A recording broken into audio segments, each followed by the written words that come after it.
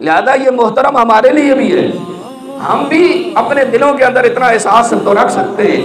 کہ وہ مسلمان جو وہاں ڈٹ کے کھڑے ہیں، ہم ان کا ساتھ اس انداز سے تو دے سکتے ہیں نا، جنگ کرنے کے لیے نہیں جا سکتے نا، وہ ہمارے اختیار میں نہیں کہ ہم وہاں جا کے جنگ کریں، لیکن جو ہمارے اختیار میں ہم نے تو آج دن تک وہ بھی نہیں کیا، ہم تو اس کام سے بھی پیچھے رہے کہ ہمارے ذہن و گمان میں بھی نہیں ہے کہ ہمارے فلسطین کے مسلمان شہید ہو رہے ہیں۔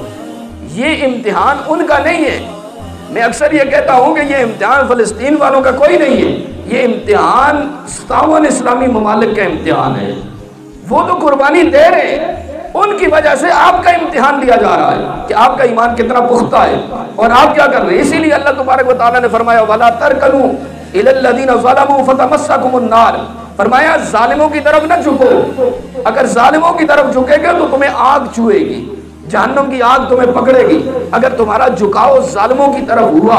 اور پھر اللہ تبارک و تعالیٰ نے فرمایا وَمَا لَكُم مِّن دُونِ اللَّهِ مِنْ أَوْلِيَاءَ ثُمَّ لَا تُنصَرُونَ، جب تم ظالموں کی طرف اپنے جھکاؤ رکھو گے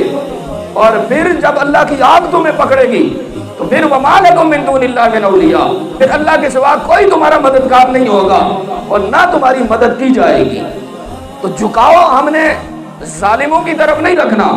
جھکاؤ ہمارا ہوگا مظلوموں کی طرف، ہم نے مظلوموں کی طرف رکھنا ہے۔ اور پھر اللہ تبارک و تعالیٰ نے یہ بھی فرمایا وَلَا تَقْعُدْ بَعْدَ الذِّكْرِ مَعَ الْقَوْمِ الظَّالِمِينَ، جب تمہیں یاد دلا دیا جائے تو پھر اس کے بعد ظالموں کے ساتھ مت بیٹھو۔ پہلے تو ہمیں پتہ نہیں تھا نا، ہمیں پتہ نہیں ہوتا کہ ظالم کون ہے، لیکن جب بتا دیا جائے تو پھر اللہ تبارک و تعالیٰ نے فرمایا فَلَا تَقْعُدْ بَعْدَ الذِّكْرِ، تمہیں یاد آ گیا ہے کہ یہ ظالم ہیں، انہوں نے ظلم کیا ہے، انہوں نے معصوموں کے گھروں پر بم برسائے، انہوں نے نوجوانوں کو، بوڑھوں کو، بچوں کو، خواتین کو کچھ بھی نہیں چھوڑا، انہوں نے بم برسائے۔ تو یہ ظالم جب ظالم ہیں تو پھر ان کی طرف جھکاؤ بھی نہیں کرنا اور ان کے ساتھ بیٹھنا بھی نہیں ہے، اگر بیٹھ گئے تو پھر اللہ تبارک و تعالیٰ نے فرمایا تمہیں جہنم میں ڈال دیا جائے گا۔ اب کام تم نے صرف اتنا بھی کیا کہ ان کی طرف اپنے دل کا جھکاؤ رکھا تو وہ جھکاؤ بھی تمہیں جہنم میں لے کے چلا جائے گا۔ اور پھر اللہ تبارک و تعالیٰ نے یہ بھی فرمایا کہ وَسَيَعْلَمُ الَّذِينَ ظَلَمُوا أَيَّ مُنْقَلَبٍ يَنْقَلِبُونَ، یہ مت اکڑیں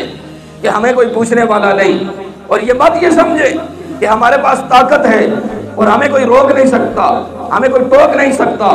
اللہ تبارک و تعالیٰ کی ذات وہ ذات ہے، وہ فرماتا ہے کہ وَسَيَعْلَمُ الَّذِينَ ظَلَمُوا، ان قریب ظالم جان لیں گے، ان کو پتہ چل جائے گا کہ أَيَّ مُنْقَلِبٍ يَنْقَلِبُونَ، فرمایا کہ تمہیں پتہ چل جائے گا کہ ان کے ساتھ کیا سلوک کیا جائے گا۔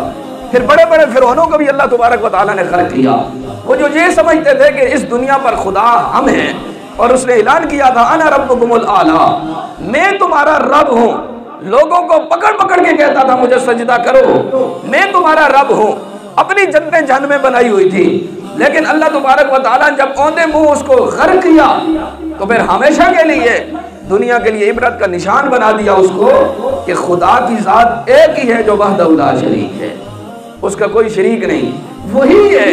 اور وہ جب ظالموں سے انجام لیتی ہے تو پھر بڑے بڑے ظالموں کو اللہ تبارک و تعالیٰ کا قرآن پڑھے تو بڑے بڑے محلات اس وقت کھنڈرات میں پیش ہوئے، بڑے بڑی قوموں پر اللہ تبارک و تعالیٰ نے آسمان سے پتھر برسائے، بڑی بڑی قوموں پر اللہ تبارک و تعالیٰ نے آسمان سے آگے برسائیں اور ان کو تباہ و برباد کیا، اور محسوس بھی نہیں ہوا کہ یہاں کوئی انسان رہتا تھا۔ اس طرح اللہ تبارک و تعالیٰ نے ان کی بستیوں کو، ان کے محلات کو کھنڈرات میں تبدیل کر دیا۔ تو یہ اللہ تبارک و تعالیٰ کے دستے قدرت میں ہے، اللہ کر سکتا ہے اور وہ کرے گا،